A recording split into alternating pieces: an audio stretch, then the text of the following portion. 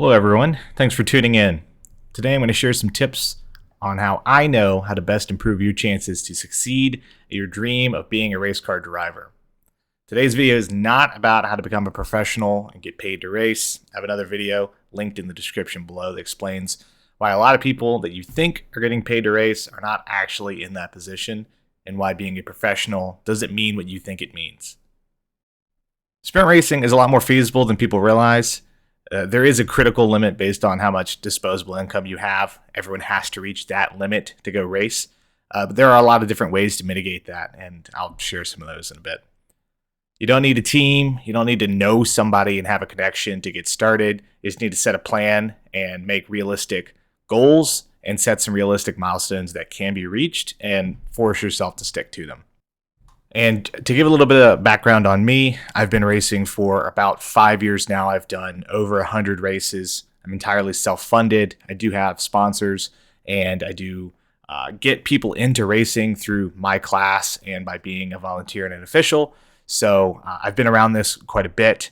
I don't have any experience of being a professional. I don't race IMSA or anything like that, although I do interact with a lot of people that are in that area, and you'll find that they're really no different than you or I. They just may have a little bit better resources, and they may have a little bit higher aspirations, and they stick to them. So my first tip is probably the most important one, and that would be to get on track immediately. Doesn't matter how you do it, you just need to have your butt in a seat. You need to go get experience. Except for endurance racing, that's a little bit different. The longest time sink in your prep to go racing is typically going through the HPDE ladder. So when you look at all the different racing orgs, endurance, vintage, and some of the club racing, if you look at something like BMW Club, they have a slightly lower barrier to entry for racing as compared to NASA or SCCA or maybe even Grid Life.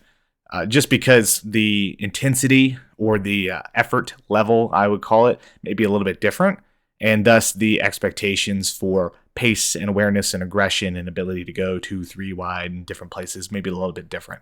If you want to go race with NASA or SCCA, which would be the experience that I have, you need to be well versed in traffic management and being able to get around the track quickly in a controllable fashion.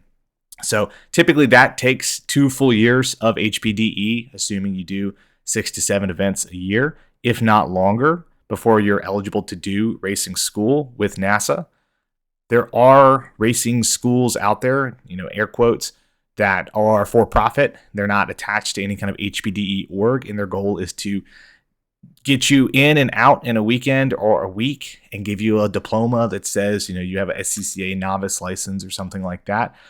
I would suggest that you be aware that not all those are great, and you can't replace 2 years of HPDE time in a weekend, no matter how good the instruction is. You need to have that foundation laid. You can do HPDE or track days in just about any street car. If your car will pass a state inspection, you can use it. So don't make an excuse. Get out there, go do a hyperdrive, pay your $50, get a taste for what the track feels like. Put good brake pads, make sure the tires are okay, good brake fluid, do an inspection, make sure it's safe, and go out there and just do as many track days as you can.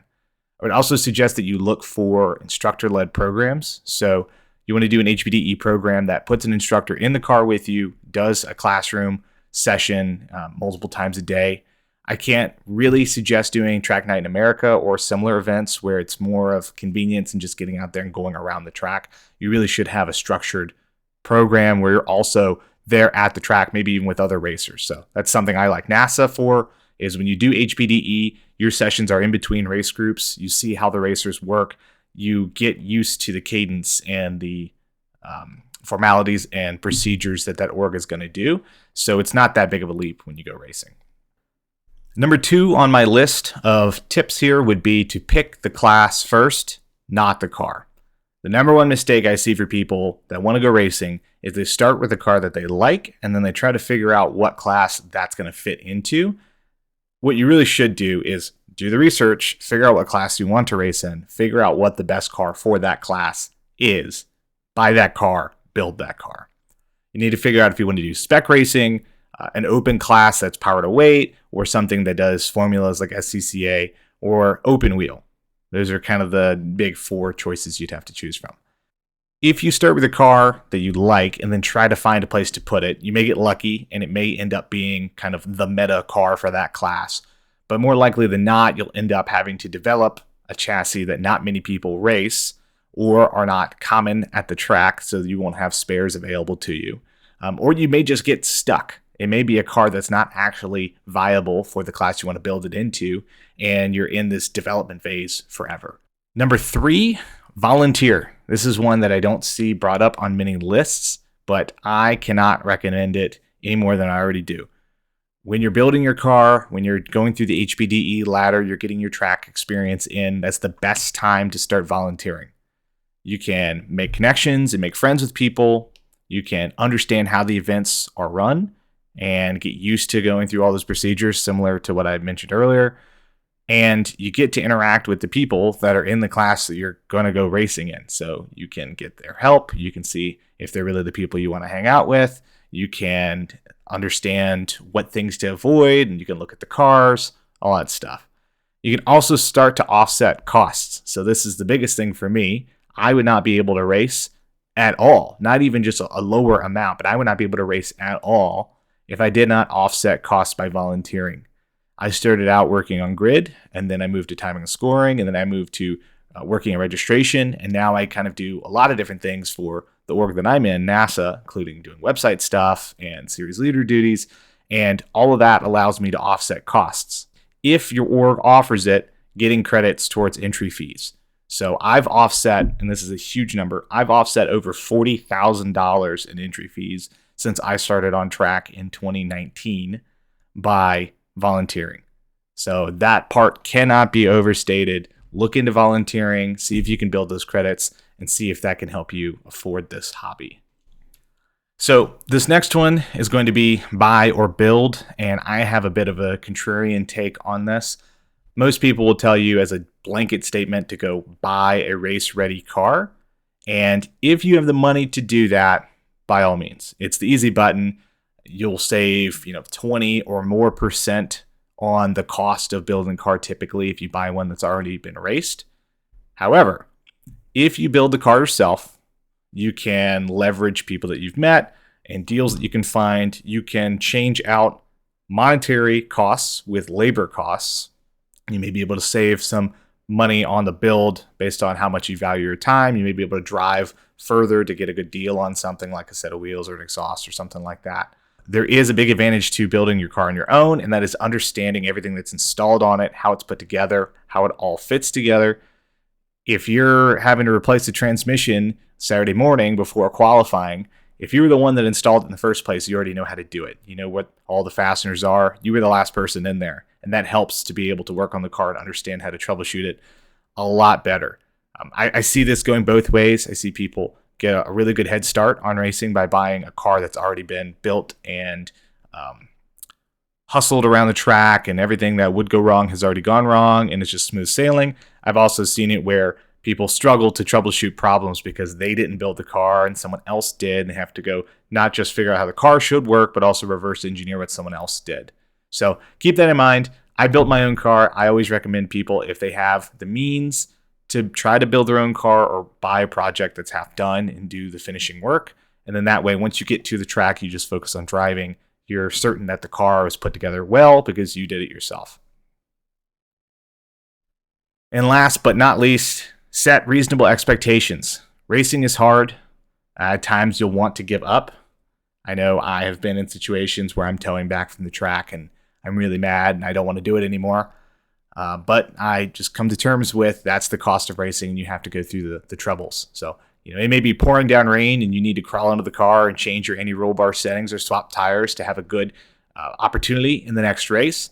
If you're not willing to do that, if you just don't want to do it, then you may not last long in racing.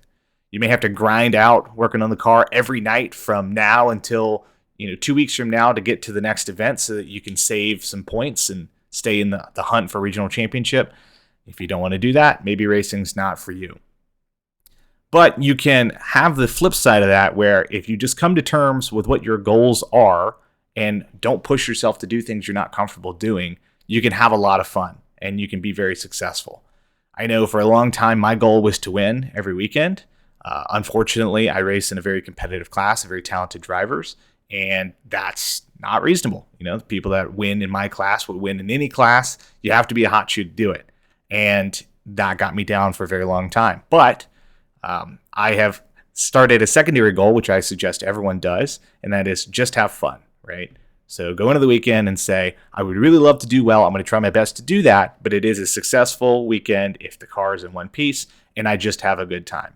And when you do that, you can really save yourself from burnout and you can help keep your goals realistic. It's a lot easier to just have a good time than it is to try to race. And you should take that realistic goal setting one step further and apply it to your milestones. So if you're building a car and you need to go through HPDE and you've never been on track, or your experience is just autocross or even endurance racing, you may have a few steps to go in the track ladder. It may not be realistic to do it all in a year. I did it very quickly. I did it in 2 years, starting from nothing and getting to race school from 2019 to 2021. And that was really, really quick. I didn't do anything except for work on the car and drive at the track for 2 years.